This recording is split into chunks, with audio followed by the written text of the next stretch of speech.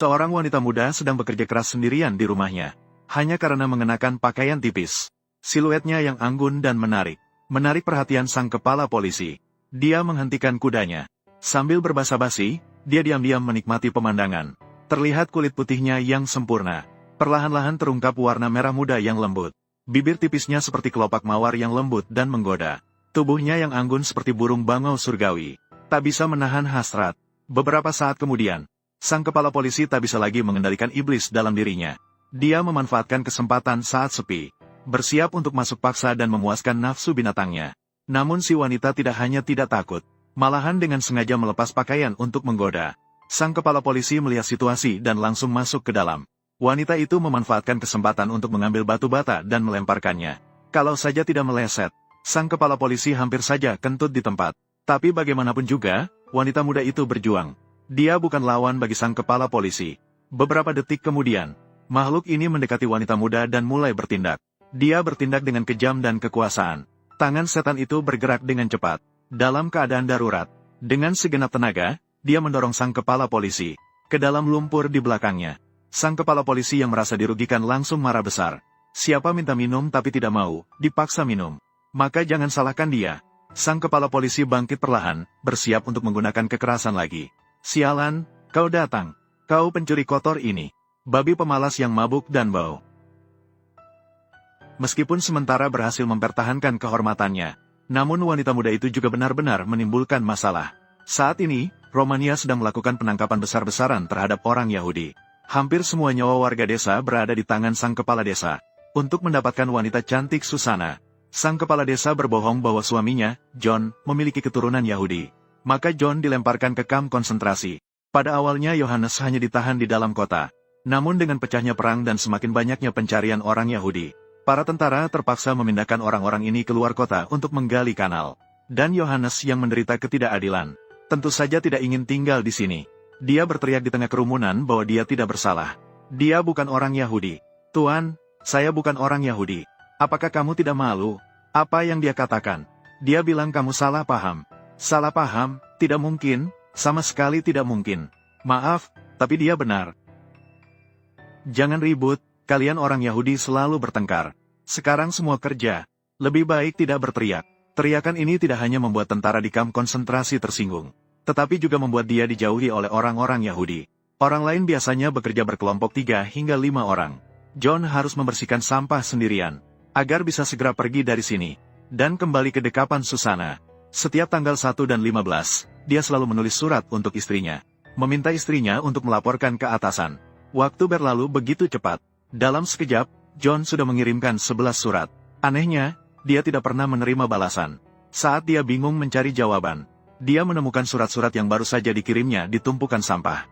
Pada saat itu, John tiba-tiba menyadari, dan segera mengerti, bahwa suratnya sama sekali tidak pernah terkirim. John yang marah hingga kehilangan akal sehat. Dia langsung berlari ke kantor tentara, dan menanyakan mengapa. Dia bukan orang Yahudi. Mengapa dia diincar seperti ini? Tentu saja, perwira tidak percaya padanya. Pada saat itu, memeriksa apakah dia orang Yahudi sangat mudah. Hanya perlu melepaskan celananya, untuk membersihkan namanya. John patuh, tapi tidak pernah terbayangkan. Dua bawahannya juga sudah disuap oleh kepala polisi. Mereka berbohong dengan mata terbuka, mengatakan bahwa John telah disunat. Sekarang John bingung dan tidak bisa membela diri. Biarkan dia menjelaskan bagaimanapun juga, para perwira tidak lagi percaya padanya. Yang lebih malang, pasukan Jerman telah resmi menduduki Rumania. Bukan hanya orang Yahudi di kamp konsentrasi yang akan menderita, bahkan keluarga mereka juga akan terlibat. Kepala polisi yang selalu mengincar kecantikan Susana, untuk membawa pulang kekasihnya. Maka dia datang dengan penuh semangat untuk memberi perhatian. Asalkan setuju dengan permintaannya, dia bisa memberikan kata-kata baik kepada pasukan Jerman untuk melepaskan John. Demi menjaga kesucian dirinya, tanpa menunggu dia mendekat, Susana kemudian menghentikan kepala polisi dengan senapan buruannya. Apakah dia gila? Aku sudah bilang padamu. Kepala polisi marah besar saat melihat situasinya. Dia mengancam Susana untuk patuh, karena tentara Jerman akan memaksa mengambil alih rumah semua orang Yahudi, kecuali dia bercerai dengan John sekarang, untuk melindungi anak-anak, untuk melindungi rumahnya dan John. Susana harus mengalah demi kebaikan. 2 hari kemudian, surat perjanjian perceraian dikirim ke kamp. Melihat tanda tangan istri, hati John hancur, sangat kecewa. Seperti hantu kesepian berkeliaran di antara orang Yahudi. Saat dia putus asa, siap untuk mengakhiri semuanya, 3 orang Yahudi menemukannya. Mereka sangat menyayangkan nasib John. Saya juga tahu dia bukan orang Yahudi, tapi sekarang tidak mungkin untuk membuktikan dirinya tidak bersalah. Satu-satunya cara adalah melarikan diri bersama mereka. Melarikan diri ke Hungaria dan kemudian pergi ke Amerika. Kemudian kembali pulang setelah situasi mereda dan mencari istrinya. Malam itu, 4 orang membawa barang bawaan. Memanfaatkan gelapnya malam, mereka menuju pintu gerbang kamp konsentrasi. Agar tidak menarik perhatian, setiap langkah mereka sangat hati-hati. Namun tak disangka ketika sampai di pintu gerbang, pemandangan di depan hampir membuat John kencing tak tertahankan. Orang yang menyambut mereka ternyata seorang perwira. John mengira mereka akan ditangkap. Terkejut, dia langsung menarik beberapa orang dan lari. Tanpa mereka sadari, si rubah tua sudah disuap oleh orang Yahudi. Di bawah pengawalan perwira, John berhasil melarikan diri ke Hungaria. Sementara itu, Susana sama sekali tidak tahu apa-apa. Untuk menyelamatkan suaminya, dia pergi ke menteri dengan seorang pendeta untuk meminta pertolongan. Dia mengklaim bahwa perjanjian perceraian itu ditandatangani di bawah ancaman dari sang kepala polisi. Suaminya sama sekali bukan orang Yahudi. Dia berharap menteri bisa menyelamatkannya. Tidak disangka-sangka, menteri marah besar. Langsung menunjukkan bukti bahwa John adalah orang Yahudi. Karena dia baru saja melarikan diri dari Hungaria bersama 3 orang Yahudi. Jika mereka berani lagi untuk menyelamatkan John, maka akan dihukum atas tuduhan pengkhianatan. Menghadapi kemarahan menteri, Susana menangis seperti hujan. Kesedihan di hatinya seperti air sungai yang bergelombang. Tidak bisa tenang untuk waktu yang lama. Untuk mencegah Susana melakukan sesuatu yang bodoh, pendeta akhirnya membawanya pulang. Setelah melakukan perjalanan panjang selama 3 hari 4 malam, John dan 3 orang lainnya menemukan harapan di tengah kesulitan. Namun John hanya bahagia sehari, dan kemudian kembali ke dalam penderitaan. Karena Komite Bantuan Yahudi Hungaria hanya bersedia menerima orang Yahudi. Dan John adalah orang Rumania yang serius. Jadi dia tidak bisa lagi ikut dengan 3 orang Yahudi. Melarikan diri bersama ke Swiss dan Amerika. Terpaksa keempatnya harus berpisah. Mengirim pergi 3 orang. John seperti angsa yang tersesat. Setiap langkah terasa seperti teriakan putus asa yang tak berdaya. Namun sebelum dia bisa memikirkan cara bertahan hidup, John ditangkap lagi karena tidak memiliki kartu identitas. Otoritas Hungaria mencurigainya sebagai mata-mata yang dikirim oleh tentara Soviet. Langsung dipukuli, diancam dan disuap 1 malam. Barulah mereka mengetahui bahwa dia adalah pekerja yang melarikan diri dari kamp konsentrasi. Tidak ada pilihan. Hungaria akhirnya menyerahkannya kepada Jerman untuk ditangani. Pada tahun 1942, John tiba di kamp konsentrasi Auschwitz, Jerman. Iklim di sini sangat buruk. Pengawasan terhadap orang-orang juga menjadi beberapa kali lipat. Tidak cukup makan, tidur tidak nyenyak. Setiap hari harus membuat senjata di pabrik senjata. Teman John benar-benar tidak tahan dengan kehidupan yang sulit ini. Mereka sepakat untuk melarikan diri bersama malam itu. Kali ini mereka melarikan diri ke Perancis. Namun yang mereka tidak tahu adalah, Perancis sudah menyerah 2 tahun yang lalu. Saat berbicara, kepala tukang menemukan John. Biasanya dia hanya malas dan suka makan. Sekarang malah sedang ngobrol. Kepala tukang mulai menghina dia di depan semua orang. Menghina orang Hongaria. Kamu orang Hongaria seharusnya tahu aturan. Saya paling benci orang Hongaria. Kalian semua sama. Pekerja yang buruk. Hanya tahu membicarakan wanita setiap hari. Dulu bekerja di mesin ini. Itu bahasa Hongaria. Apakah kamu tahu apa yang terjadi padanya akhirnya?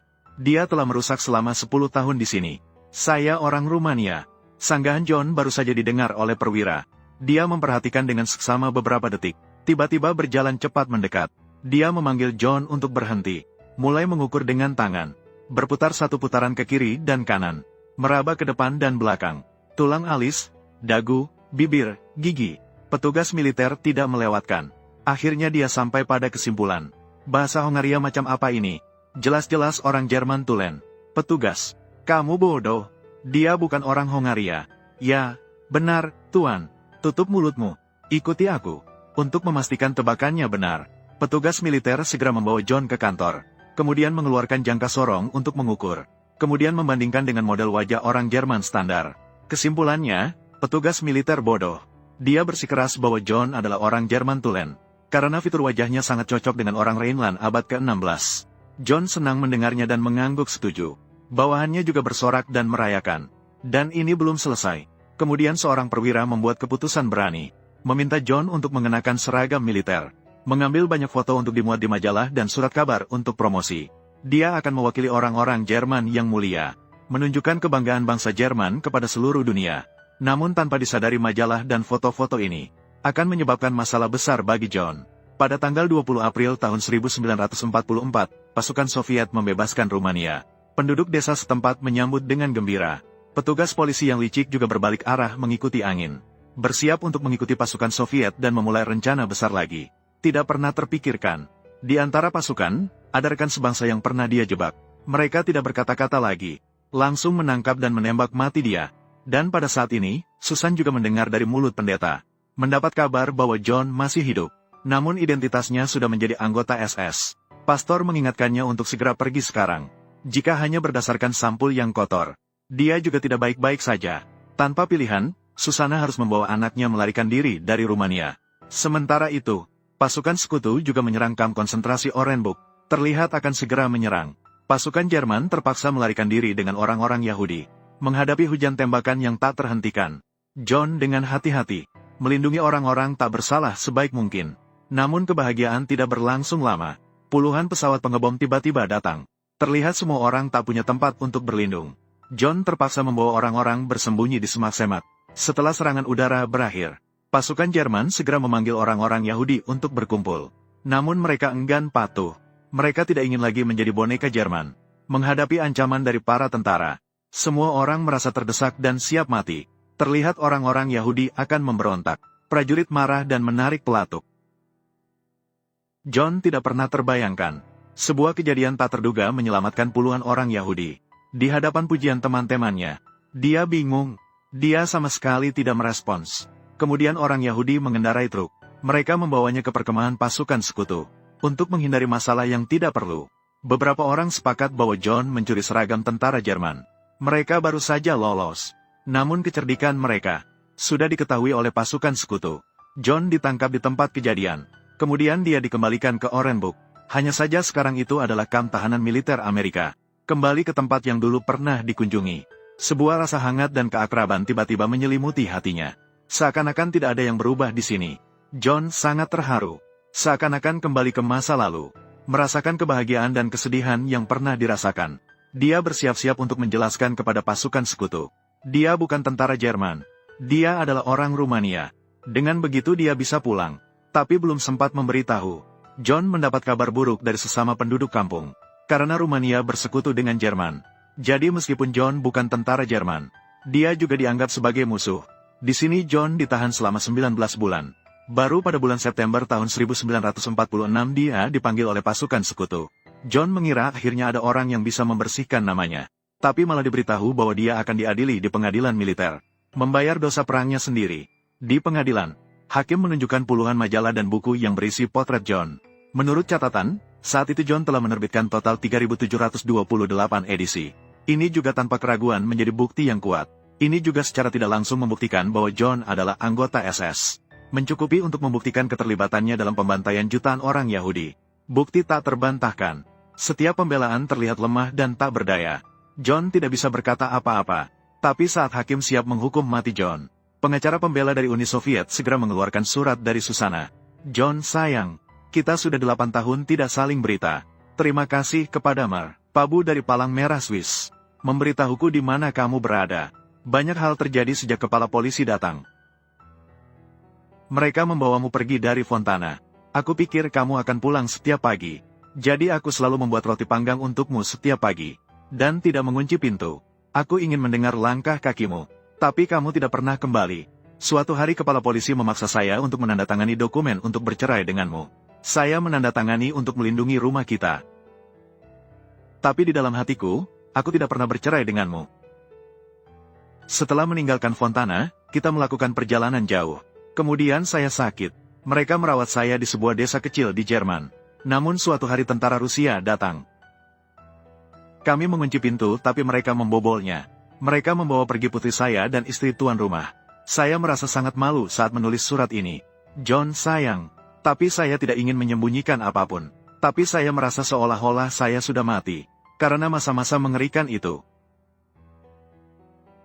Saya melahirkan seorang anak lagi. Sekarang dia berusia 2 tahun. Jika kamu tidak ingin bertemu dengan kami lagi, saya mengerti. Tapi tolong beritahu saya. Susana, surat ini menyentuh semua orang yang hadir. Akhirnya John dibebaskan tanpa tuduhan. Pada bulan November tahun 1949, John tiba di Jerman. Di sini dia bertemu dengan kekasihnya, Susanna. Waktu seperti lagu, kehidupan seperti puisi. Saat itu, kedua orang itu telah ditandai oleh jejak waktu. 8 tahun tidak bertemu. Mereka saling menatap dan tersenyum. Matanya berkilauan dengan air mata. Kegembiraan bertemu kembali juga menjadi kehangatan pada saat ini, mengalir di dalam hati masing-masing. Kemudian wartawan mewawancarai John, dan menerbitkan ceritanya secara bersambung di koran. Barulah terciptalah hantu perang yang kita lihat hari ini.